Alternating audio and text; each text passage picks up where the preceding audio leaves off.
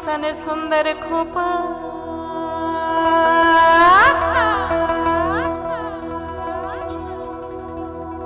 अरे ऐसन सुंदर खोपा अमर भीग गिलैना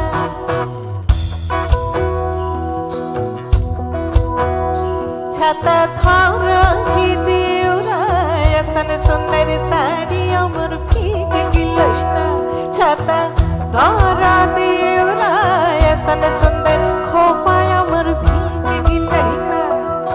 रीमी झिमी पानिया बरस गिलैना रीमी झिमी पानिया बरस गिलैना ऐसन सुंदर साड़ी अमर भीग गिलैना छाता धारा ही देउरा ऐसन सुंदर खोपा अमर भीग गिलैना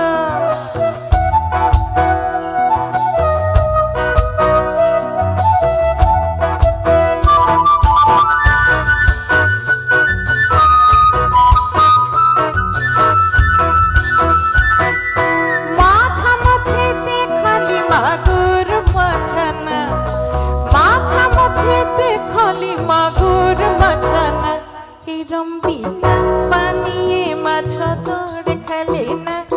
रंबीना पानिये माछ दौड़ खेलेना छाता धारा देउरा ऐसन सुंदर साड़ी अमर भीग गिलैना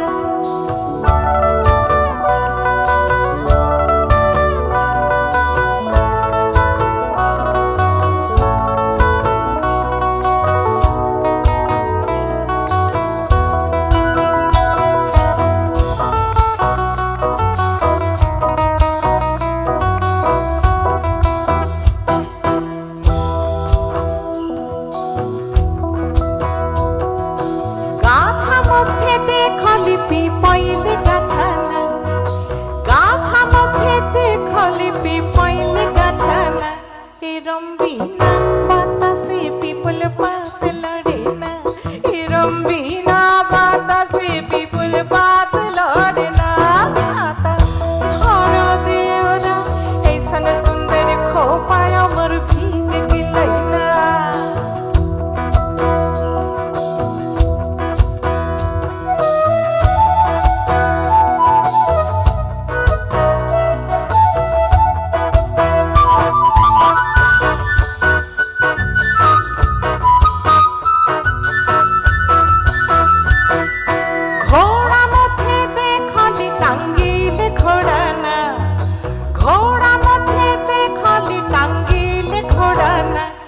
रंबीना चाबुके घोड़ा दौड़ मारेना रंबीना चाबुके घोड़ा दौड़ मारना छाता धारा देउरा ऐसन सुंदर साड़ी अमर भीग गिलैना छाता धारा देउरा ऐसन सुंदर खोपा अमर भीग गिलैना रीमी झिमी पानिया बरस गिलैना रीमी झिमी पानिया बरस गिलैना ऐसन सुंदर खोपा अमर भीग गिलैना छाता धारा हे देउरा ऐसन सुंदर साड़ी अमर भीग गिलैना छाता धारा देउरा ऐसन सुंदर खोपा अमर भीग गिलैना छाता धारा देउरा ऐसन सुंदर साड़ी अमर भीग गिलैना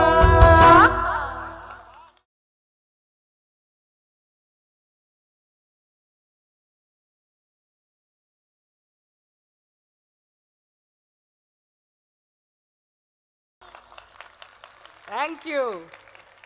আসলে এই গানটা যখন আমি গাইবো বলে রেকর্ড করবো বলে ভেবেছিলাম তখন আমার খুব অস্বস্তি হয়েছিল তারপরে অসুস্থ হয়েছিল এই কারণে ওই যে আগে বলছিলাম যে আমি একটা কোমল নারী হিসেবে যেন পরের জন্মে জন্মাই কারণ আমাকে দেখে সবাই ভয় পায় জানেন তো মানে আজও পর্যন্ত কেউ আমাকে প্রেম নিবেদন করেনি মনে মনে ইচ্ছে হলেও বাইরে বলতে পারিনি তা সেই ভয় ভাবছিলাম এই গানটা গাইলে কি সকলে বিশ্বাস করবে যে আমি ছাতা ধরো বলছি যে আমাকে একটু সামলাও আমাকে একটু ধরো দেখলাম যে কে ভাবলো না ভাবলো বাড়ি বই গেল যা। আমি তো গাই, কিন্তু এখন আমার খুব ভাল লাগে জানেন তো। মাঝে মাঝেই আমার ছানা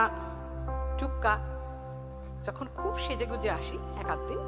দিদি আজ তো বেশ ভালো দেখাচ্ছে, কি যে ভালো লাগে না আমি বলে বোঝাতে পারবো না। তখন আমি ছাতা ধরো হেদে ওরার মানেটা বুঝতে পারি। সত্যি বলছি, থ্যাংক ইউ ফর হাততালি। কিন্তু এবার আমি এই হাততালিটাকেই কাজে লাগাবো। আমাদের এই পরের গান যেটা, সে গানটির নাম মিথ্যে রাজার দেশে, তাই তো? তা মিথ্যে রাজার দেশে কবি রতনতনু ঘাটির লেখা। আর এই গানটি মানে এই কবিতাটি আমরা পড়েছিলাম বহু বছর আগে। আমি এবং সমীর চট্টোপাধ্যায়, তাকে আমি কাকা বলে ডাকি নেই, এটা কোনোদিনই বিশ্বাস করি না, কারণ আমি যতদিন আমি বাঁচবো আমার গানগুলো থাকবে, ততদিন কাকা আমার সঙ্গে থাকবে জড়িয়ে পড়ে। তা